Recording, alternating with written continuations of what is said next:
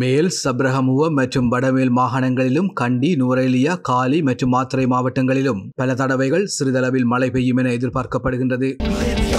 Prime group அறிமுகப்படுத்தும் இலங்கையின் முதலாவது நவீன வீட்டு அபார்ட்மெண்ட் நகரம் கிரிபத்குடையில் 22 மில்லியனிலிருந்து ஆரம்பமாகின்றது. ஊவா மாகாணத்திலும் அம்பாறை மற்றும் மட்டக்களப்பு மாவட்டங்களிலும் சில இடங்களில் மாலையில் அல்லது இரவில் மழையோ அல்லது இடியுடன் கூடிய மழையோ பெய்யக்கூடிய சாத்தியம் காணப்படுகின்றது. வடக்கு, வடமத்திய மற்றும் வடமேல் மாகாணங்களிலும் அம்பாந்தோட்டை மாவட்டத்திலும் அவ்வப்போது மணித்தியாலத்திற்கு 30 முதல் 40 கிலோமீட்டர் வரையான வேகத்தில் ஓரளவு பலத்த காற்று வீசக்கூடிய சாத்தியம் காணப்படுகின்றது. நாட்டை சூழ உள்ள கடற்பரப்புகளில் காற்றானது தென்மேற்கு திசையிலிருந்து வீசக்கூடுவதுடன் காற்றின் வேகமானது மணித்தியாலத்திற்கு 30 முதல் 40 கிலோமீட்டர் வரை காணப்படும் என எதிர்பார்க்கப்படுகின்றது. இடியுடன் கூடிய மழை பெய்யும் வேளைகளில் அப்பிரதேசங்களில் தற்காலிகமாக பலத்த காற்றும் வீசக்கூடும்.